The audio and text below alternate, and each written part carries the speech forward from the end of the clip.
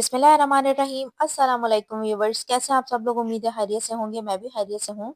आज मैं आपके साथ अपने फेवरेट रेड वेलवेट केक की रेसिपी शेयर करने वाली हूँ। ये इसका जो स्पंज बन के तैयार होगा ना, बहुत ही सॉफ्ट बन के तैयार होगा और इसका टेस्ट आपको हैरान कर देगा। तो चलिए रेसिपी को बनाना स्टार्ट करते हैं। इसे मैं पतीले में बनाने वाली हूँ, तो सबसे पहले हम एक बड़ा सा पतीला ले लेंगे। थोड़ा सा बेकार सा पतीला ले लीजिएगा, ज़रूरी नहीं है कि आप बहुत अच्छा पतीला लें, क्योंकि जब ये हम केक इसके अंदर बनाएंगे ना, तो पतीले की बहुत रेट लग जाती है। तो इस वजह से आप जो है कोई भी ऐसा पुराना सा पतीला ले लीजिएगा, जिसके अंदर बनाने के बाद आपको अफसोस ना हो कि हमारा पतीला खराब हो गया है।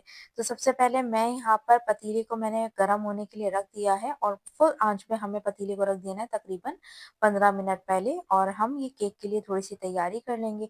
तो यहाँ मैंने ये ले लिया है एक मोल्ड, और इसके ऊपर मैंने ऑयल ग्रीस कर दिया है, और साथ ही इसके ऊपर मैंने बटर पेपर लगा दिया। बटर पेपर लगाने के बाद इसे भी हम ऑयल से ग्रीस कर देंगे, और ये सारी चीज़ें हमें केक बनाने से पहले करके रख लेनी है। ये मैंने 7 इंच का ऊंचा वाला मोल्ड लिया है, जो हाइटेड के लिए आता है वो वाला मैंने मोल्ड लिया है। अगर आपके पास ऊंचा वाला मोल्ड नहीं है, तो आप 7 इंच वाले जो है वो 2 मोल्ड भी ले सकते हैं। सबसे पहले मैंने यहाँ पर ऑयल ले लिया है। ऑयल मैंने लिया है 200 ग्राम, और अगर आप कप से मेजर करेंगे तो 1 कप मैंने यहाँ पर ऑयल लिया है। और अब इसके अंदर चीनी ऐड कर देंगे, तो यहाँ मैं 320 ग्राम चीनी ऐड कर रही हूँ। और अगर आप कप से मेजर करेंगे तो 1 कप प्लस 1/4 कप इसके अंदर हम चीनी के ऐड कर देंगे। और अब इसके अंदर 4 अदद अंडे ऐड कर देंगे। अंडे इसके अंदर जो हम ऐड कर रहे हैं वो रूम टेम्परेचर पर होने चाहिए। फ्रिज के निकाले हुए अंडे इसके अंदर नहीं डालने हैं। मैं यहाँ 4 पाउंड का केक बना रही हूँ। अगर आप 2 पाउंड का बनाना चाहें तो फिर आप इसी रेसिपी को आप हाफ कर लीजिएगा, तो आपका 2 पाउंड का केक आपका तैयार हो जाएगा।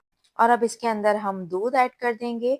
तो इसके अंदर जो मैं दूध ऐड कर रही हूँ वो मैं 200 ग्राम ऐड कर रही हूँ, और अगर आप कप से मेजर करें तो 1 कप इसके अंदर हम दूध ऐड कर देंगे।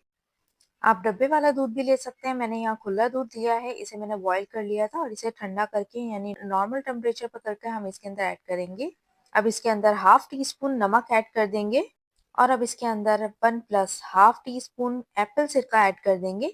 जितनी मैं यहाँ पर आपको इसकी क्वांटिटी बता रही हूँ, बस आप उतनी ही डालिएगा, इसे ज़्यादा नहीं डालना है। और अब इन सारी की सारी चीज़ों को हम बीट कर लेंगे। हमें इसे इतना बीट करना है कि इसके अंदर जो हमने चीनी डाली है ना, वो बहुत अच्छे से डिज़ोल्व हो जाए। चीनी बहुत अच्छे से डिज़ोल्व हो चुकी है, और अब इसके अंदर हम वनीला एसेंस ऐड कर देंगे। 5 से 6 कतरे हम इसके अंदर वनीला एसेंस की डाल देंगे। साथ ही इसके अंदर हम रेड कलर ऐड कर देंगे, और ये लिक्विड कलर मैं इसके अंदर ऐड कर रही हूँ। इसकी कोई क्वांटिटी नहीं है, बस हमें इसे इतना ऐड करना है कि बहुत प्यारा सा कलर आ जाए, बस हमें इतना ऐड करना है। और ये मैं मिल्कीज़ वालों का रेड कलर यूज़ कर रही हूँ। इनका कलर बहुत अच्छा होता है, तो मैं इतना ऐड करूँगी कि इसके अंदर बहुत प्यारा सा कलर आ जाए रेड। कलर इसके अंदर हम ऐड करते जाएँगे, और साथ-साथ हम इसे बीट भी करते जाएँगे ताकि अच्छे से मिक्स हो सके।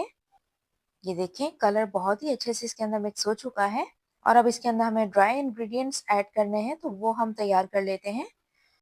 तो अगर आप ग्राम से मेजर करेंगे तो मैं यहाँ पर 300 ग्राम इसके अंदर मैदा ऐड कर रही हूँ, और अगर आप कप से मेजर करेंगे तो 2 कप हम मैदा ले लेंगे। और अब इसके अंदर मीठा सोडा ऐड कर देंगे, तो ये मैं ऐड कर रही हूँ इसके अंदर हाफ टी स्पून।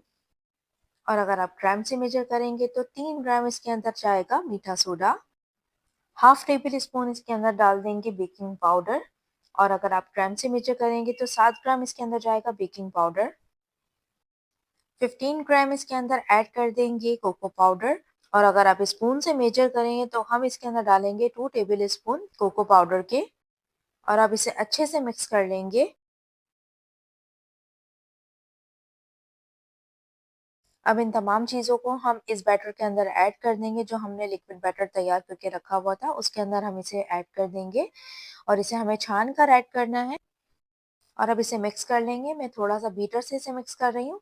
हमें यहाँ पर ज़्यादा बीटर नहीं चलाना है, आप चाहें तो स्पैचुला से भी इसे मिक्स कर सकते हैं।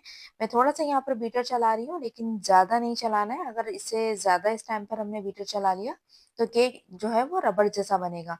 तो इसलिए हमें बीटर का इस्तेमाल कम करना है। और अब इसे हम मोल्ड के अंदर डाल देंगे।